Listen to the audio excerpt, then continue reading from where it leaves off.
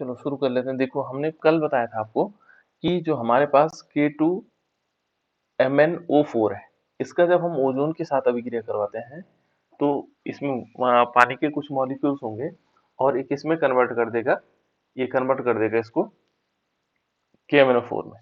ठीक है ना, इसका नाम था पोटेशियम मैग्नेट और पोटेशियम मैग्नेट से हमने किस में कन्वर्ट किया था इसको, पोटेशियम परमैंगनेट में। ठीक है ना, तो परमैंगनेट का फॉर्मूला ये होगा। नेक्स्ट इसमें देखें बेटा, ओजोन के साथ जो हमारे पास पोटेशियम फेरोसाइनाइड से पोटेशियम फेरिसाइनाइड में। ठीक है ना, यदि हम इसमें नेक्स्ट देखते हैं तो पोटेशियम, नेक्स्ट टॉपिक है इसका, जो हमारे पास क्या होगा, पोटेशियम, इसको ऐसे लिखा जा सकता है, और पोटेशियम, पोटेशियम यह आएगा फेरोसाइनाइड। यहाँ पर क्या होगा, पोटेशियम फेरोसाइनाइड, इसको क्या लिखा जाएगा, पोटेशियम फेरोसाइनाइड।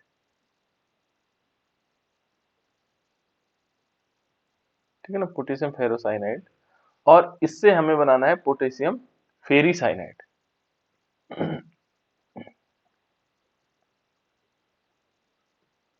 पोटेशियम फेरिसाइनाइड, ये ओजोन की उपस्थिति या ओजोन इससे अभिक्रिया करके इसमें कन्वर्ट किया जाता है।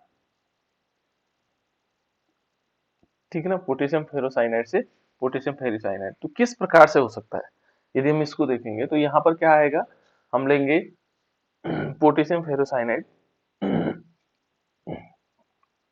यहाँ पर आ जाएगा बेटा टू मॉलिक्यूल लेंगे, टू K4Fe और Cn की होल 6, Cn की होल 6, ये हमने क्या लिए यहाँ पर, इसका नाम है पोटेशियम फेरोसाइनाइड। और इस पर हम क्या कराएंगे, H2O, H2O प्लस यहाँ पर O3, ये है ओजोन, इसके साथ अभिक्रिया करवा करके ये किस में कन्वर्ट हो जाएगा, टू मॉलिक्यूल बना देगा K3, क्या बन जाएगा K3, और Fe और Cn का क्या होगा, होल 6। देखो यहाँ पर K4 से K3 हो गया, बस इतने से अंतर आ गया इसमें, है ना, और प्लस क्या हुआ बेटा इसमें, पोटेशियम हाइड्रोक्साइड और प्लस H2O।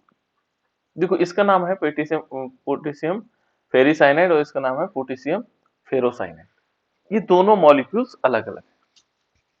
ठीक है, तो इस प्रकार से ओजोन इसको कन्वर्ट कर देता है। दूसरा है इसमें धातुओं के साथ, दूसरा यदि होगा तो धातुओं का ऑक्सीकरण किस प्रकार से हो सकता है, जो धातुओं है, धातुओं का ऑक्सीकरण, यदि हम धातुओं का ऑक्सीकरण करेंगे तो धातुओं का भी ऑक्सीकरण इसमें हो सकता है।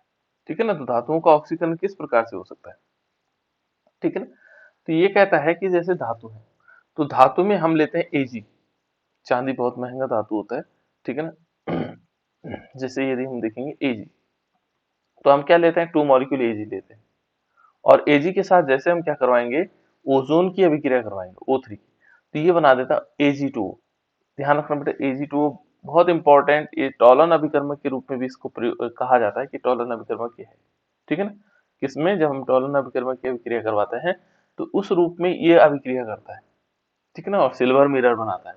जैसे हम ग्लूकोज का या फ्रक्टोज का टेस्ट करते हैं तो टेस्ट के लिए एल्डिहाइड ग्रुप का टेस्ट करने के लिए प्रयोग किया जाता है।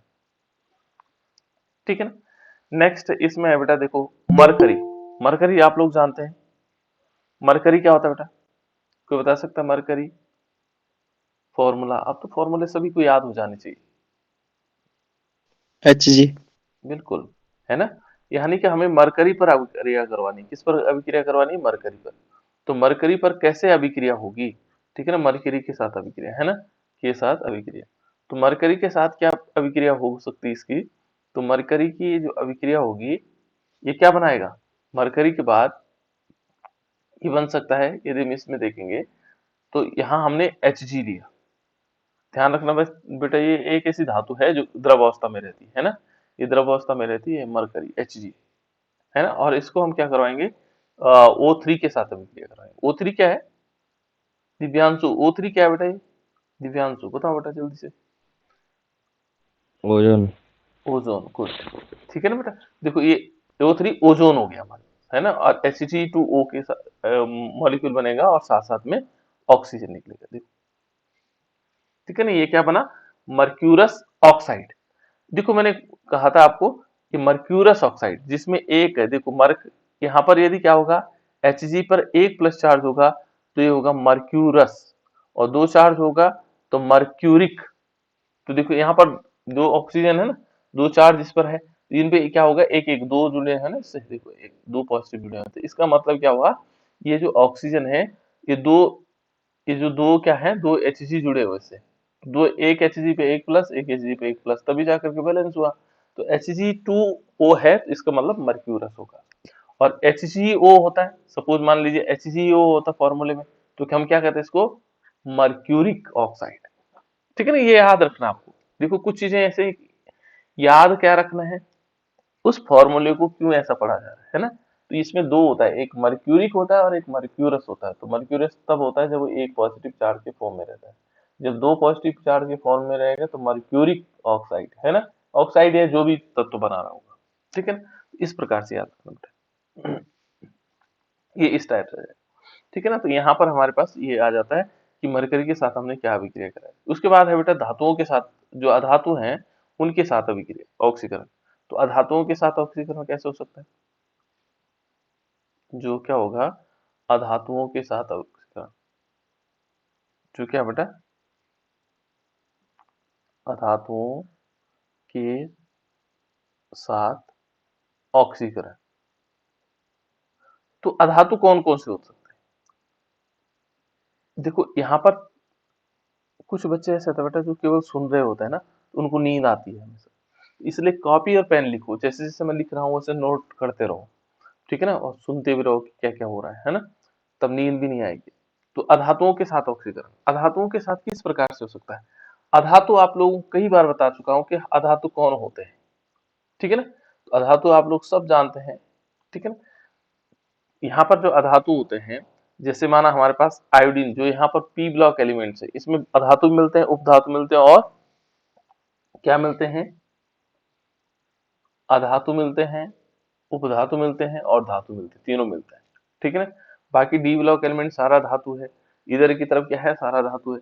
अधातु कम ही है ना। तो यहाँ पर यदि देखेंगे तो अधातु में लेते हैं आयोडीन, आयोडीन एक प्रकार का अधातु, ठीक है ना। इसके I2 आयोडीन, है ना, ये गैसीय फॉर्म में है। तो यहाँ पर यदि देखेंगे 5O2, जिसको नमक में मिलाया जाता है, देखो आयोडीन ये है, आयोडाइज नमक, ठीक है ना। तो यहाँ पर क्या कर लेंगे, 5 मॉलिक्यूल क्या लेंगे, ओजोन लेंगे, सॉरी मैंने O2 ले लिया, ठीक है ना, ओजोन लेंगे। और इस ओजोन के साथ साथ में इसमें H2O होगा, और ये क्या बना देगा, ये बना देगा आयोडिक अम्ल। ये नया तत्व है आपके पास, है ना, आयोडिक अम्ल, HiO3, इसका नाम क्या है, आयोडिक अम्ल। इसका नाम क्या होगा बेटा, आयोडिक अम्ल। ये हमारे पास आयोडिक अम्ल होगा, ये आयोडिक अम्ल होगा, और साथ साथ में इसमें क्या होगा, 5 मॉलिक्यूल O2 निकलेगा। यानी कि ये भी क्या बना दे रहा है, अम्ल बना दे रहा है, देखो अम्ल का फॉर्मेशन हो रहा है, ठीक है ना। नेक्स्ट है बेटा फास्फोरस से, फास्फोरस से हमें फास्फोरिक अम्ल बनाना है, ठीक है ना, फास्फोरस से फास्फोरिक अम्ल। यहाँ पर भी कुछ अस और इक का मतलब है ना। हमने लिया फास्फोरस, देखो फास्फोरस, तो ये हो गया फास्फोरस से, हमने फास्फोरस से फास्फोरिक अम्ल, फास्फो, ठीक है ना, फास्फोरिक, गलत हो गया सॉरी, ठीक है ना, फास्फोरिक अम्ल। ये फास्फोरस से हमने फास्फोरिक अम्ल बनाना है, और इसके लिए भी क्या मेथड है हमारे पास, यदि हम देखेंगे तो यहाँ पर भी क्या है, सिंपल। फास्फोरस का फॉर्मूला कौन बताएगा, बताओ बेटा, फास्फोरस का फॉर्मूला कौन बताएगा। P4। P4, good, very nice. देखो बच्चे आप लोग तो बहुत कुछ सीख गए अब, है ना। P4, अब आप बिल्कुल गलती करोगे नहीं, फास्फोरस यदि मॉलिक्यूल के फॉर्म में देखेंगे आप लोग तो P4 होता है ना। तो P4 के साथ हम क्या कर लेंगे, 10 मॉलिक्यूल O3 लेंगे, और साथ साथ में H2O मॉलिक्यूल के साथ रिएक्शन करवाएंगे, 6 मॉलिक्यूल H2O, और ये क्या बना देता है, ये बना देता है 4 मॉलिक्यूल H3 PO4, इसका नाम क्या है? इसका नाम क्या है बेटा? फॉस्फोरिक अम्ल। बिल्कुल, ऑर्थोफॉस्फोरिक अम्ल। क्या बोलेंगे? ऑर्थोफॉस्फोरिक अम्ल। ऑर्थोफॉस्फोरिक अम्ल। और H3PO3 ये क्या है? जल्दी बताओ जल्दी, इसको मैं बार बार फास्फोरस। रिपीट। ऑर्थोफॉस्फोरस अम्ल। ऑर्थोफॉस्फोरस। हाँ बिल्कुल राइट। ठीक है ना, देखो बेटा ये ऑर्थोफॉस्फोरस अम्ल है और ये ऑर्थोफॉस्फोरिक अम्ल है। ठीक है ना, इसको हम सिंपल फॉस्फोरिक अम्ल भी कह सकते हैं, कोई ऐसी दिक्कत नहीं है ना। लेकिन ये दोनों क्या होंगे, इस प्रकार से बन सकते हैं। उसके बाद है बेटा ओजोनाइड का निर्माण, बहुत इंपॉर्टेंट रिएक्शन है और ये ऑर्गेनिक केमिस्ट्री में ज्यादा पूछी जाती है ना। ऑर्गेनिक बने जो हम कार्बनिक रासायन पढ़ाते हैं उसमें पूछी जाती है। देखो ओजोनाइड का निर्माण क्या है? ओजोनाइड, इसमें काफी इंपॉर्टेंट रिएक्शन में आती है ओजोनाइड का निर्माण। ओजोनाइड का निर्माण किस प्रकार से होगा? ठीक है ना, ये ओजोनाइड का निर्माण किस प्रकार से होगा?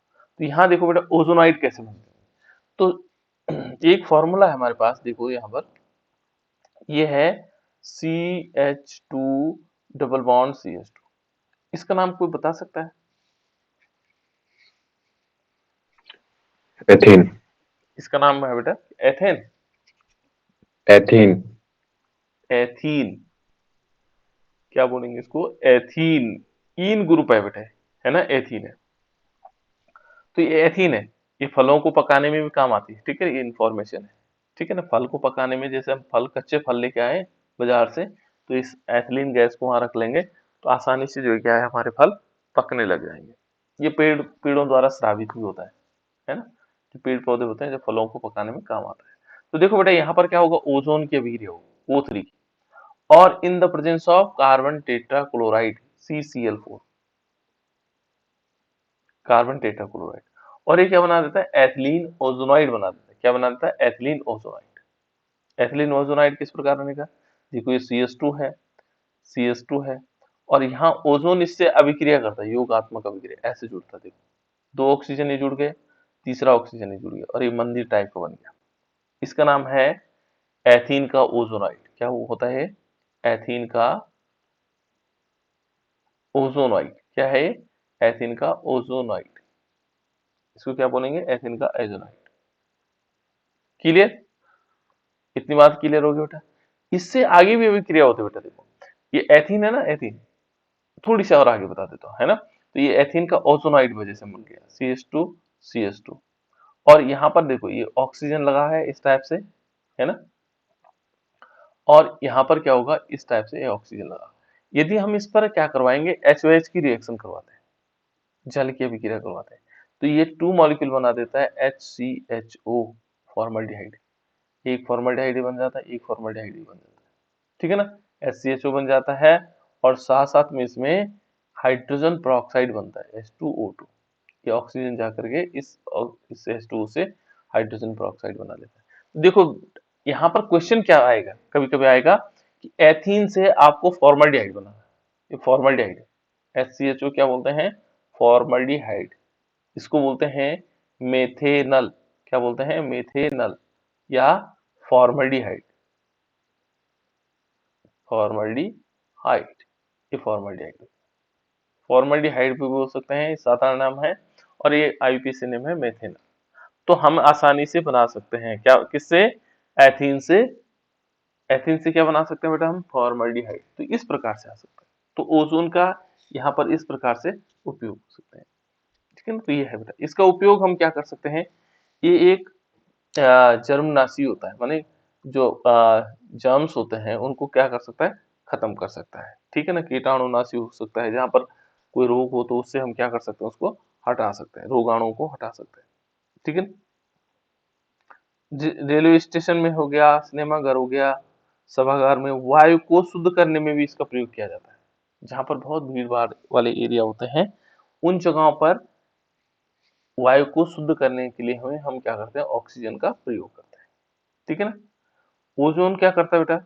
ओजोन कोमल कपड़े हो गए, तेल हो गया, आटा हो गया, स्टार्च हो गया, हाथी के दांत हो गया, इनमें विरंजक के रूप में प्रयोग किया जाता है। विरंजक माने इनमें से कलर हटाने के लिए, है ना। देखो, और जैसे ओजोन क्या है, रेशम संश्लेषण में भी, रेशम हो गया, ओजोन जो है रेशम और संश्लेषित कपूर बनाने में, कपूर तो आप लोगों ने देखा होगा, ठीक है ना, उसको बनाने में, जो संश्लेषित कपूर है उसको बनाने में भी इसका प्रयोग किया जाता है। और ऑक्सीकारक के रूप में आप लोगों ने अच्छी तरह देखा, ये प्रयोगशाला में क्या करते हैं, हम इसको ऑक्सीकारक के रूप में हम इसको प्रयोग करते हैं। सारी की सारी अभिक्रियाएं जो थी वो ऑक्सीकारक के रूप में, यानी कि जो दूसरे का ऑक्सीकरण कर दे, ऑक्सीकारक के रूप में हम इसका प्रयोग करते हैं। और ओजोन का स्ट्रक्चर मैंने बताया था आपको, ओजोन इस टाइप से होता है, इस टाइप से, और यहाँ क्या होगा, डॉटेड लाइन से इस टाइप से दिखा सकता हूँ इसको, ठीक है ना। तो ये ओजोन का अनुनाद संरचना है, ठीक है। और दो इसमें क्या होंगे, अलग अलग संरचना, ये मैं आप लोगों को बता चुका हूँ। नेक्स्ट है बेटा, इसमें जो नेक्स्ट टॉपिक है हमारा वह है सल्फर। यदि हम इसमें नेक्स्ट टॉपिक को देखते हैं, नेक्स्ट टॉपिक हमारा पास क्या होगा, सल्फर होगा, ठीक है। नेक्स्ट टॉपिक हमारे पास सल्फर, इसी का दूसरा पार्ट है। देखो, जो हमारे पास 16th ग्रुप एलिमेंट है, ग्रुप कौन सा है, 16th ग्रुप। इसमें देखेंगे बेटा ऑक्सीजन, सल्फर, सिलीनियम, है ना, टेलुरियम, पोलोनियम, ये सब है। देखो, ऑक्सीजन हो गया, सल्फर हो गया, सिलीनियम हो गया, टेलुरियम हो गया और पोलोनियम हो गया, ये तत्व हमारे हैं। तो यहाँ पर हम सल्फर चल रहे हैं। तो सल्फर मैंने बताया था, सल्फर किस रूप में रहता है बेटा, एसिड। एसिड। S8 के रूप में, ठीक है ना, गुड। देखो, इस चीजें थोड़ी छोटी छोटी चीजें आपको याद रखनी, S8 के फॉर्म में रहता है, ठीक है ना, सल्फर क्या रहता है, S8 के फॉर्म में रहता है। देखो, अब हम सल्फर के बारे में थोड़ा सा पढ़ लेंगे। देखो बेटा, इसके बहुत सारे अपर रूप है, क्या है इसके, बहुत सारे एलोट्रॉप्स है, ठीक है ना, अनेक प्रकार के। देखो, इसमें से कुछ लिखते हैं, है ना, जो आप लोगों को सिलेबस में, देखो जैसे नंबर 1 यदि देखें इसमें, तो सल्फर में पहला जो इसका अपर रूप है वो है पीला विषम। ये देखो, मैं लिख रहा हूँ पीली, इस टाइप से लिखते रहो नाम में, पीली, और ये आएगा विषम, और ये है लंबाक्ष। ये देखो, विषम लंबाक्ष, इसको आप लोग पढ़ लेना अपने हिसाब से, है ना। तो इसको कहते हैं बेटा, इसको कहा जाता है अल्फा सल्फर। क्या बोलते हैं इसको, अल्फा सल्फर, ठीक है ना। दूसरा होता है इसमें एकंताक्ष, ठीक है ना, यानी कि दूसरा क्या होगा, दूसरा इसमें आएगा एकंताक्ष। यहाँ पर देखो एकंताक्ष, जो हमने स्ट्रक्चर पढ़े थे कैसे, जब शुरू शुरू में हमने सॉलिड स्टेट पढ़ा था, तो उस समय यहाँ ये शब्दों का प्रयोग हुआ था, एकंताक्ष, है ना। एकंताक्ष, तो एकंताक्ष का मतलब हो गया बीटा सल्फर, बीटा सल्फर, ठीक है ना। तो ये दोनों ही महत्वपूर्ण है इसमें से, ठीक है ना, और भी इसके अपर रूप है, लेकिन ये दो महत्वपूर्ण है, ठीक है ना। कमरे के ताप पर जो क्या होता है बेटा, ये ज्यादा स्थायी रहता है, कौन सा वाला, विषंतराक्ष, ये स्थायी होता है। स्थायी कैसे होगा, जो रूम टेम्परेचर पर, कमरे के ताप पर, है ना, कमरे के ताप पर। तो कमरे के ताप पर क्या है, के ताप पर ये क्या है, स्थायी रूप में रहता है, कौन सा वाला, ये जो हमारे पास पीला वाला, है ना। और इसके बाद क्या होगा, यदि हमने इसको 36 डिग्री पर गर्म किया है, कितना, 36 सॉरी 369 केल्विन पर, यदि हम इसको इतना गर्म करेंगे, तो ये क्या कर देता है, ये वाला सल्फर बना देता है, बीटा सल्फर बना देता है, ठीक है ना। यदि हम क्या करेंगे, 396 सॉरी 369 डिग्री केल्विन पर इसको गर्म करेंगे, तो ये बीटा सल्फर बना देता है, अल्फा सल्फर से बीटा सल्फर बन जाता है। तो ये सल्फर की थोड़ी सी कुछ इंफॉर्मेशन थी, क्या क्या चीजें हो सकती है ना। और ये पीले रंग का होता है, अल्फा सल्फर हो गया, है ना। इसका घनत्व भी जो है क्या होगा, 2.606 होता है इसका, यदि हम घनत्व देखेंगे इसका, है ना। छोटी छोटी इंफॉर्मेशन इसके बारे में, जो अल्फा सल्फर हमारे पास है, ये अल्फा सल्फर है, और इसकी छोटी छोटी इंफॉर्मेशन, इसका जो घनत्व है, घनत्व कितना है, घनत्व है इसका 2.06, ठीक है ना। ये जो है कार्बन किसमें विलय होता है, मानो विलयता किसमें है इसकी, तो ये CS2 में, कार्बन डाइसल्फाइड में विलय है, इसमें विलय हो जाता है, ठीक है ना, कार्बन डाइसल्फाइड में सल्फर क्या होगा, अल्फा सल्फर विलय हो जाता है। ठीक है ना। ये किस रूप में रहता है, ये रहता है बेटा क्रिस्टल के रूप में। किस रूप में रहता है, क्रिस्टल के रूप में रहता है। जो सल्फर होगा वो किस रूप में रहेगा, अल्फा सल्फर क्रिस्टल के रूप में। और इसका सूत्र आप लोगों ने बता दिया कि S8 के फॉर्म में रहता है। किस फॉर्म में रहता है, S8 के फॉर्म। ठीक है ना। तो इस प्रकार से S8 के फॉर्म में इसका जो स्ट्रक्चर होगा, इसकी जो संरचना होगी, सल्फर की जो संरचना होगी वो क्या होगी, इस प्रकार से होगी। जैसे मान लीजिए एक सल्फर यहाँ पर है, जैसे मान लो सल्फर एक, दूसरा सल्फर यहाँ है, तीसरा यहाँ है, चौथा यहाँ है, पांचवा यहाँ है, छठा यहाँ है और सातवां यहाँ है और फिर आठवां यहाँ पर हो जाए। इस प्रकार से हो रहे हैं 1 2 3 4 5 8, 8 सल्फर। इस प्रकार एसिड हो जाए, है ना। इस प्रकार की जो संरचना होगी, इस टाइप की संरचना वो बना के रखो। ठीक है ना। तो इस टाइप से बनता है।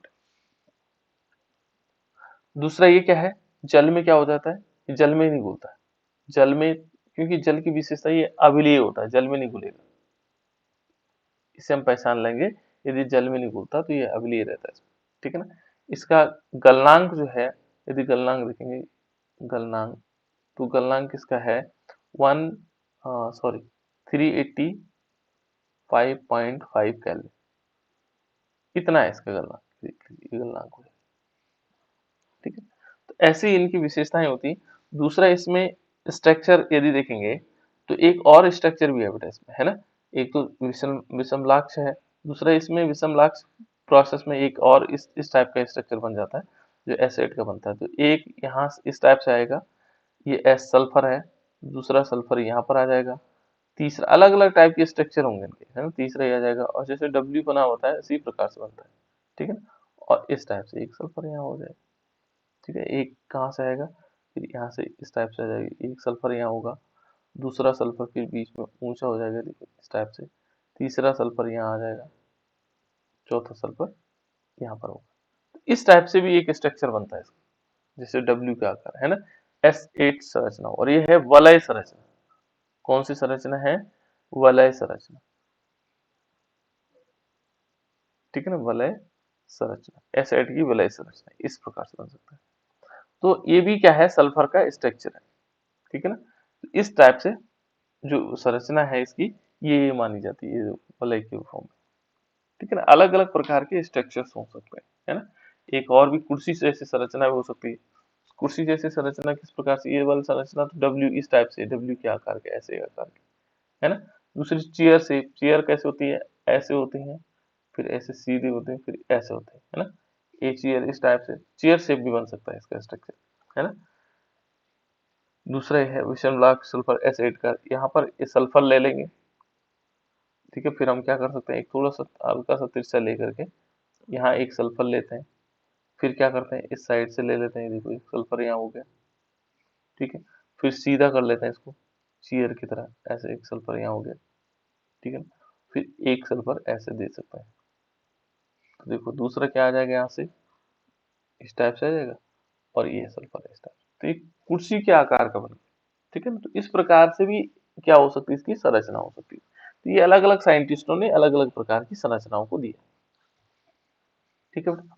चलो अब इससे देखते हैं, इसका जो दूसरा पार्ट है, ये तो सल्फर के बारे में इंफॉर्मेशन थी, अल्फा और बीटा सल्फर के बारे में। ठीक है, यहाँ देखें बेटा, जो सल्फर के जो अन्य यौगिक होते हैं वो कौन कौन से हो सकते हैं। तो इसमें पहला जो यौगिक है वह है सल्फर डाइऑक्साइड। क्या है, SO2। इस साल पूछा गया था SO2 से, क्वेश्चन पूछा गया था, है ना। SO2 का निर्माण कैसे हो सकता है, सल्फर डाइऑक्साइड, इसको क्या बोलेंगे, सल्फर एक है और दो क्या है इसमें, ऑक्सीजन।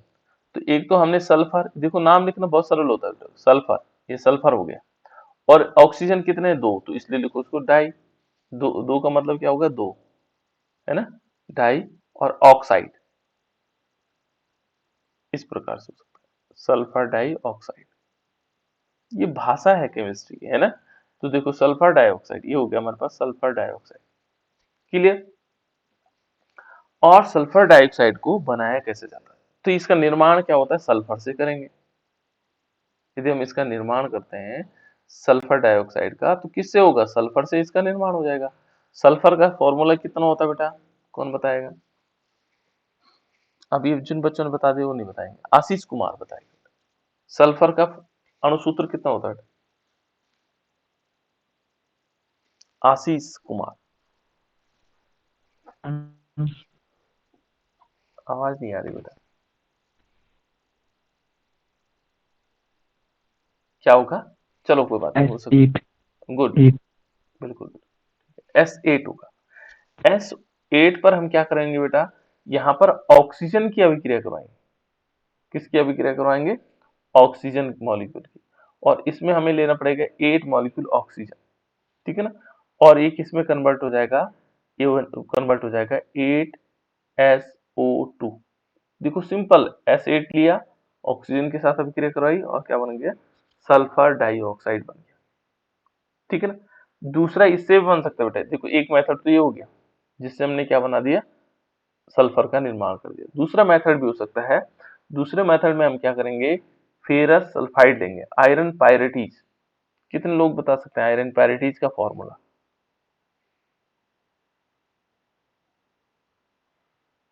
आयरन पायरेटीज, और इसमें 11 मॉलिक्यूल हम क्या लेंगे? ऑक्सीजन। में फॉर्मूला नहीं लिख रहा हूँ जब तक आप लोग बता रहे होंगे।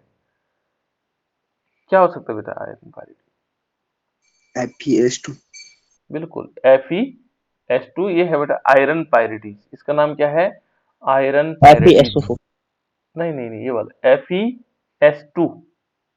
SO4 sir. क्या?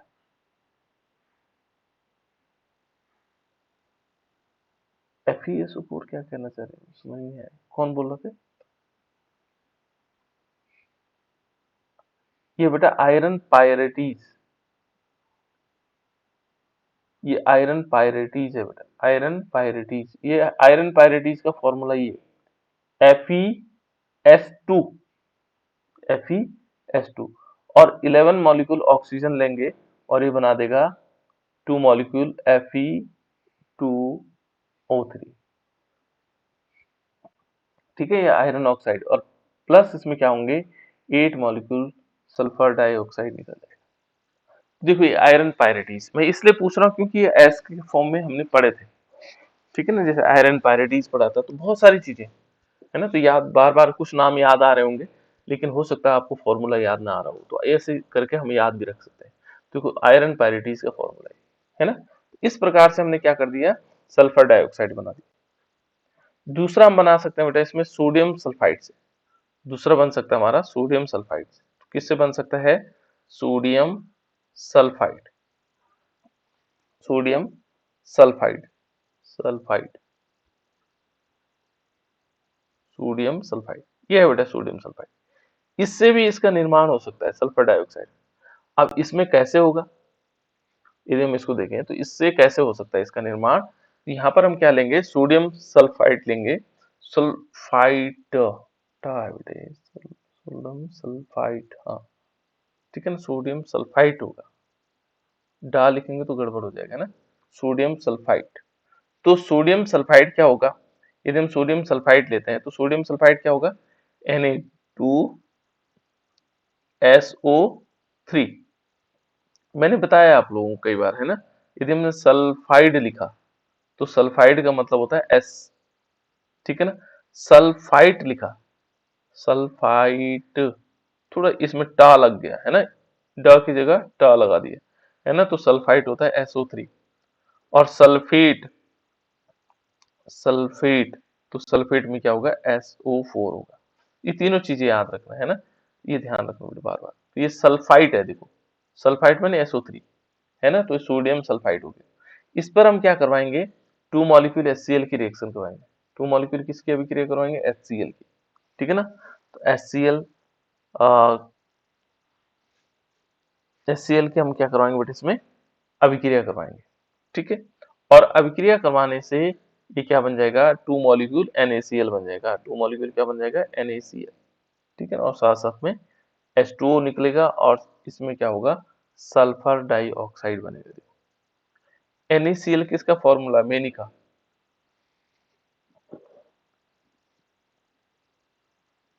NaCl का नाम बताओ बेटा, मेनी का क्या नाम है बेटा? मेनिका को मेरी आवाज आ रही बेटा? मेनिका सेनवाल। मैं चेक करने के लिए करता हूँ। प्राची, एनएसीएल का नाम क्या बेटा? प्राची, देख रहे हो, पता नहीं लग रहा इन बच्चों को। Indrapal,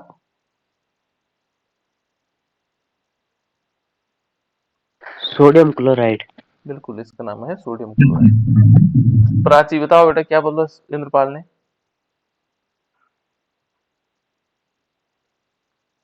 Menika, sodium chloride. हाँ सोडियम क्लोराइड। पहले क्यों नहीं बताया बेटा? सिंपल चीजें हैं। प्राची,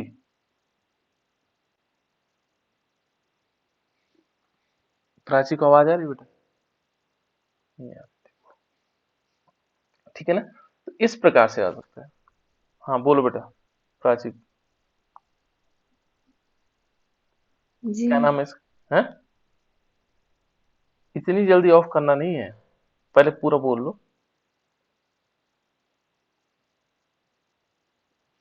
चलो ठीक है, तो इस प्रकार से हमें पता होना चाहिए ना, आप सोए हुए तो नहीं है ना। तो देखो बेटा यहाँ पर क्या आ जाएगा, इस प्रकार से हो जाएगा। देखो दूसरा और है, एक है सोडियम थायोसल्फेट से, सोडियम थायोसल्फेट। दूसरा है सोडियम थायोसल्फेट। सोडियम थायोसल्फेट क्या होता है बेटा? सोडियम थायोसल्फेट होता है Na2S2 और O3।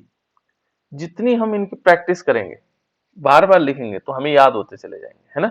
जब हम इनको याद करना चाहेंगे तो नहीं होते बेटा याद, ठीक है ना। याद करने के बाद कुछ दिन बाद भूल जाते हैं, तो इसलिए इनकी प्रैक्टिस होनी बहुत जरूरी है ना।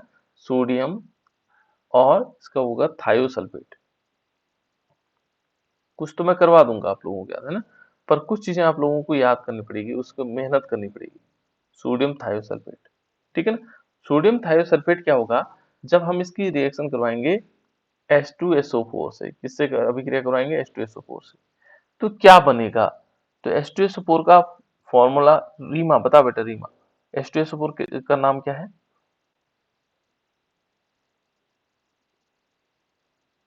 H2SO4, सूरज, सल्फ्यूरिक अम्ल। सल्फ्यूरिक अम्ल। क्या बताया रीमा बेटा इसने? रीमा, रीमा बताओ। सल्फ्यूरिक अम्ल सर। बिल्कुल सल्फ्यूरिक अम्ल, ठीक है ना। तो देखो ये सल्फ्यूरिक अम्ल है। सल्फ्यूरिक जब हम क्या करेंगे, सोडियम थायोसल्फेट की हम सल्फ्यूरिक अम्ल से अभिक्रिया करवाएंगे, तो ये क्या बनेगा, ठीक है ना। तो ये बनेगा, ये बन जाएगा, एक तो बन जाएगा सोडियम सल्फेट Na2SO4। देखो सल्फेट आ गया, ये वाला देखो, है ना, सोडियम सल्फेट। और प्लस इसमें क्या हुआ, H2O मॉलिक्यूल निकल गए और साथ साथ में सल्फर डाइऑक्साइड निकलेगा और सल्फर भी निकलेगा, इस टाइप से। तो इस प्रकार से हम क्या कर सकते हैं, यहाँ सल्फर डाइऑक्साइड बना सकते हैं। सल्फर डाइऑक्साइड का निर्माण है।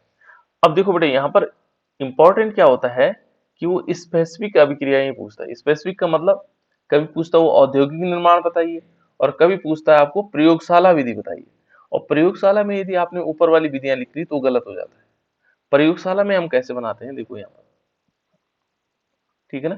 देखो प्रयोगशाला में, तो प्रयोगशाला में किस प्रकार से बनाया जा सकता है, हम क्या लेंगे, देखो आसान तरीका है इसका, प्रयोगशाला में कैसे बनाया जा सकता है। तो हम कर भी सकते हैं, यहाँ पर हमारे पास उपलब्ध ही है। देखो हमने कॉपर लिया, और कॉपर पे हम क्या कर देंगे, सल्फ्यूरिक अम्ल डाल देंगे, H2SO4 डाल देंगे, ठीक है ना। तो यहाँ से जो बनेगी वो एक गैस बनेगी, यहाँ ऊष्मा देंगे इसको, है ना। और ऊष्मा देंगे बेटा, तो ये क्या बन जाएगा, एक तो बनेगा कॉपर सल्फेट, ठीक है ना। और कॉपर सल्फेट के साथ सल्फर डाइऑक्साइड निकलेगा, क्या निकलेगा, सल्फर डाइऑक्साइड। और प्लस इसमें 2H2, दो मॉलिक्यूल क्या निकल जाएंगे, H2O। ये अभिक्रिया हमने करवाई भी है। हमने कॉपर का छिलका लिया था, है ना, और क्या बना था, कॉपर सल्फेट बना था। देखो वो हरे रंग का, जो हमें पता भी लग जाएगा, हरे हरे रंग का एक हमने जब बॉइलिंग ट्यूब ली थी, boiling test tube, sorry boiling tube ली थी, तो बॉइलिंग ट्यूब में हमने क्या किया था, इसमें हमने यहाँ पर ये जो सल्फ्यूरिक अम्ल है, सल्फ्यूरिक अम्ल की जगह हमने क्या डाला था, उसमें क्या डाला था बेटा, कोई बताएगा?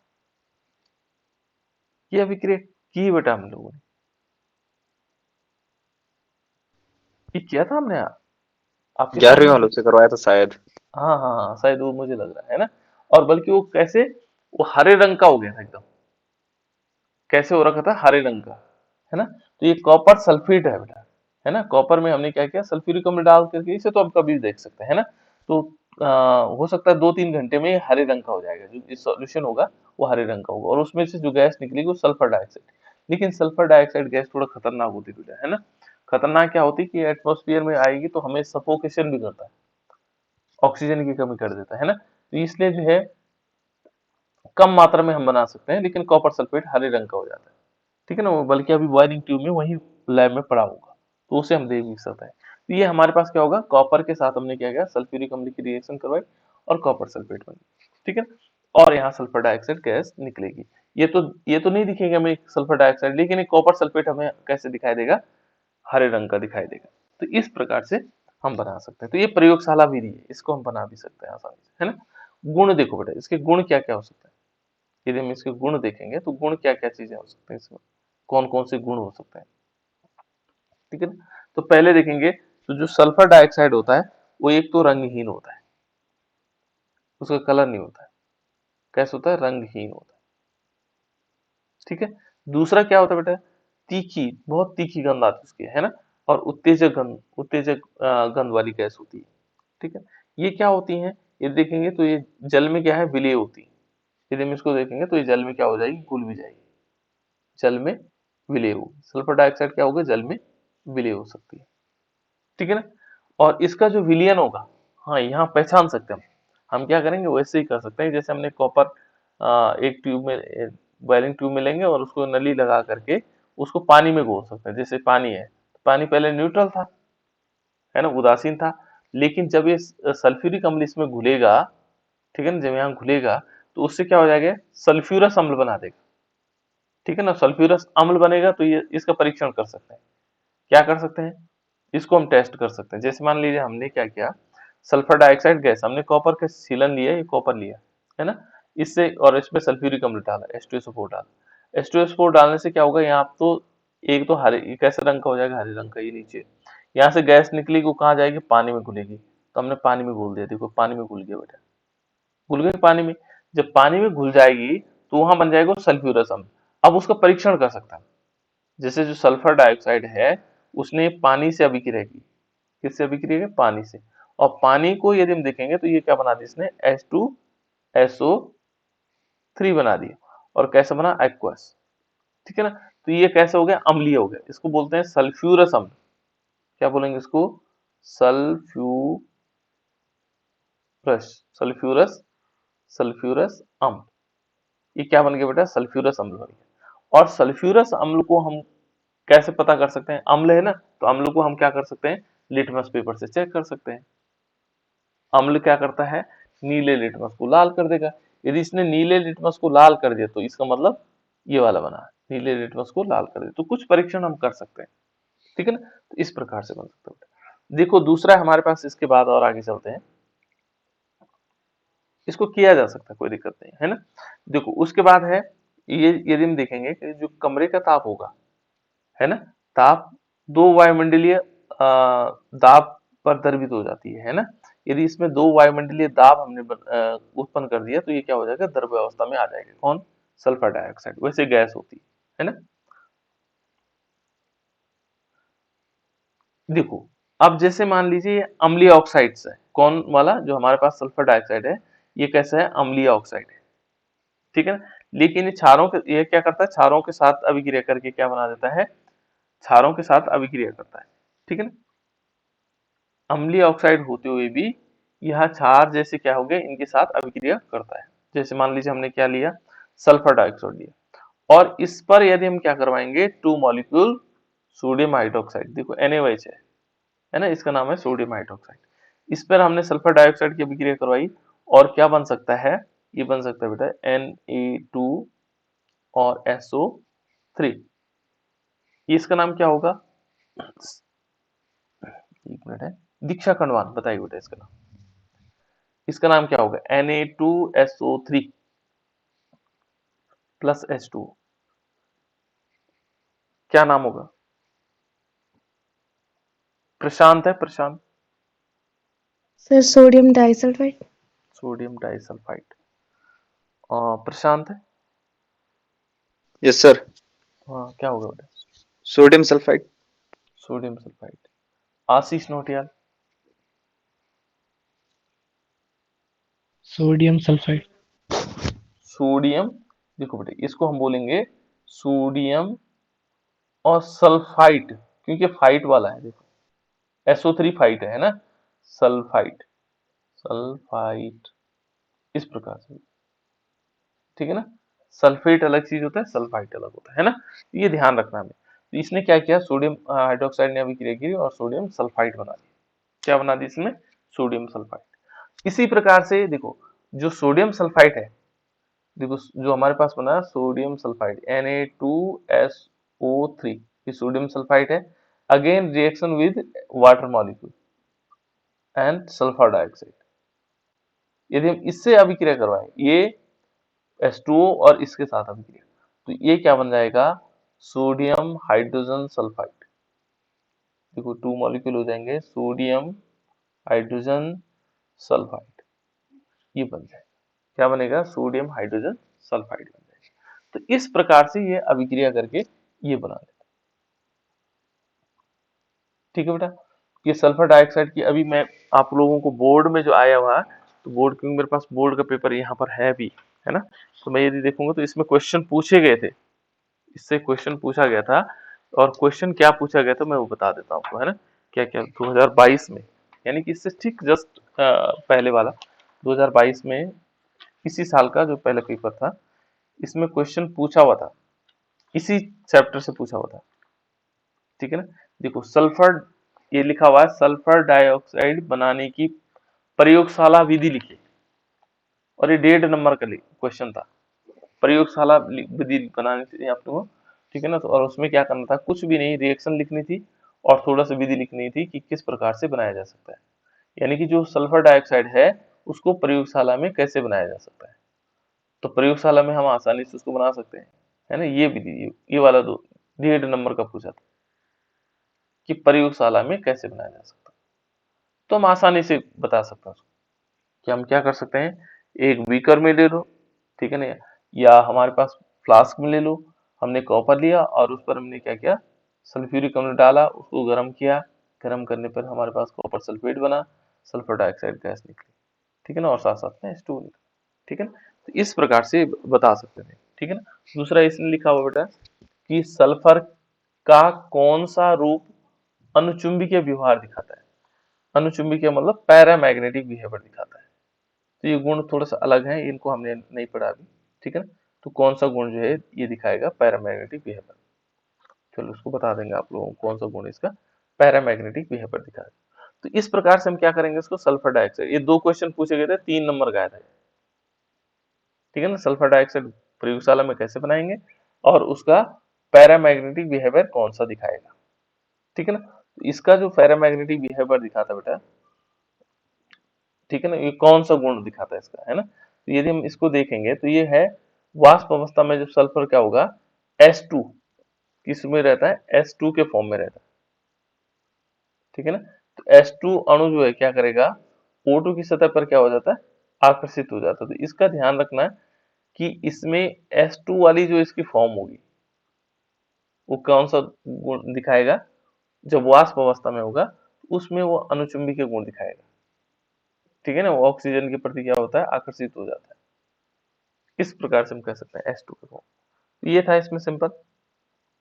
चलो और आगे चलते हैं, देखो इससे 2 क्वेश्चन 3 नंबर का आया था ये, है ना।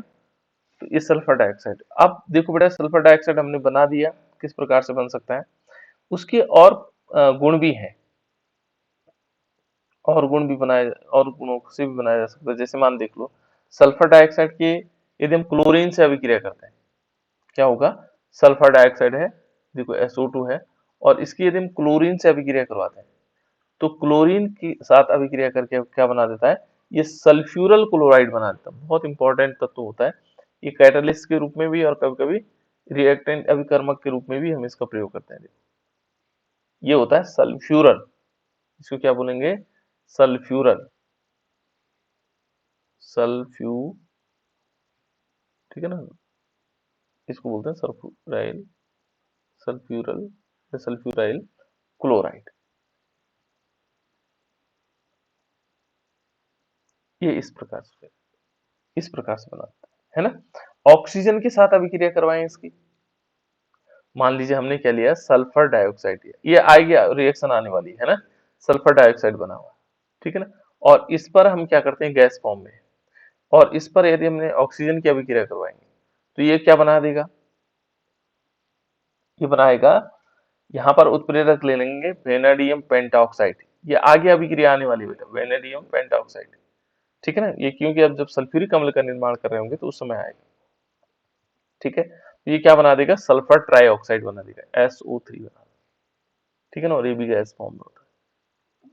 तो ये रिएक्शन काफी इंपॉर्टेंट है कि वेनेडियम पेंटाऑक्साइड के साथ उपस्थिति में क्या कर देगा, इसको बना देगा। कुछ अभिक्रियाएं अन्य भी है, जैसे देखो यहां पर यदि हम देखेंगे तो पहली अभिक्रिया है कि जैसे मान लीजिए हमारे पास है पोटेशियम परमैंगनेट है, और पोटेशियम परमैंगनेट को क्या कर देता है, कलरलेस कर देता है। जैसे माना हम क्या करेंगे कि हमने पोटेशियम परमैंगनेट दिया KMnO4, ठीक है ना। हम क्या करते हैं, KMnO4 लेते हैं, पोटेशियम परमैंगनेट, ये है बेटा KMnO4, इसके 2 मॉलिक्यूल लेते हैं, ठीक। और इसमें से जब हम क्या करवाएंगे 5 molecule SO2 sulphur dioxide plus water 2 molecule, और साथ साथ में क्या होगा, जब इसमें प्रवाहित करेंगे तो ये क्या बना देगा, ये बना देगा K2SO4। और ये कैसा होता है बेटा, ये कलर्ड होता है, ये गुलाबी कलर का होता है। कैसे कलर का होता है, KMnO4 कैसे कलर का होता है, गुलाबी रंग का होता है बेटा, गुलाबी रंग जानते हैं आप लोग। और यहां पर ये हो जाएगा रंगहीन, क्या होगा, रंगहीन हो जाएगा, ये कलरलेस हो जाएगा। और साथ साथ में देखो यहाँ पर दूसरा जो तत्व है वो बनाएगा MnSO4, MnSO4। ये भी क्या होता है बेटा, ये भी रंगहीन होता है। कैसे होता है, रंगहीन होता है, इसमें भी कोई रंग नहीं आता। और साथ साथ में इसमें क्या बनेगा, 2 मॉलिक्यूल H2SO4। देखो अब सिंपल हम कैसे पता कर सकते हैं, हमने क्या लिया वही हम क्या कर सकते हैं, एक जैसे यहाँ पर बन रहा है सल्फर डाइऑक्साइड को क्या करेंगे, 1 बिलियन लेंगे KMnO4 का और उसमें प्रवाहित करेंगे, जल तो इसमें KMnO4 में डाल देंगे, तो जैसे ही इसके साथ घुलेगा इसको क्या कर देगा, कलरलेस कर देगा। तो हम समझ जाएंगे कि सल्फर डाइऑक्साइड बन गया है ना। यहाँ पर हम कुछ परीक्षण भी कर सकते हैं बेटा, ठीक। नेक्स्ट यदि हम इस पॉइंट को थोड़ा और आगे देखते हैं तो इसमें क्या हो सकता है, जैसे सपोज हमारे पास है, और दूसरा होता है पोटेशियम डाइक्रोमेट।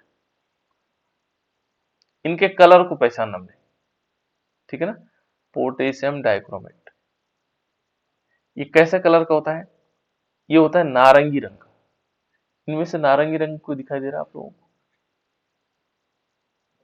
चलो यहाँ दिखाई नहीं दे रहा है ना, चलो मैंने तो नारंगी रंग का हम यूज कर सकते थे, ठीक है ना।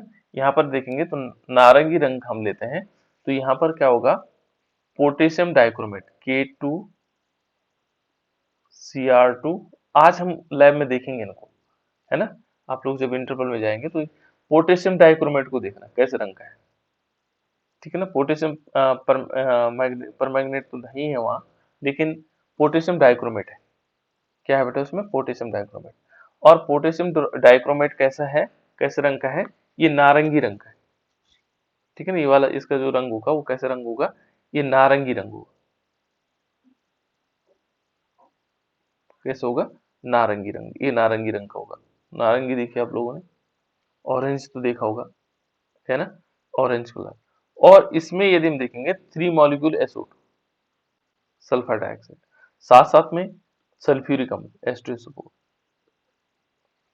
कितने मॉलिक्यूल, ठीक है ना, इसके साथ अभिक्रिया करवाएंगे तो ये क्या बना देगा, K2SO4, ठीक है ना। और साथ साथ में इसमें बनेगा क्रोमियम सल्फेट, है ना, प्लस इसमें बनेगा Cr2SO4 और इसकी होल थ्राइस और प्लस H2। ये नारंगी रंग कैसा हो जाएगा बेटा, ये हो जाएगा हरे रंग का। इसका रंग कैसे हो जाता है? हरे रंग। तो ये हरा रंग बना देगा। ठीक है ना? तो इस प्रकार से क्या करता है? अभिक्रिया करता है। ठीक है, तो ये चीजें थी बेटा इसमें। आज हमने बहुत सारी चीजें सीख ली।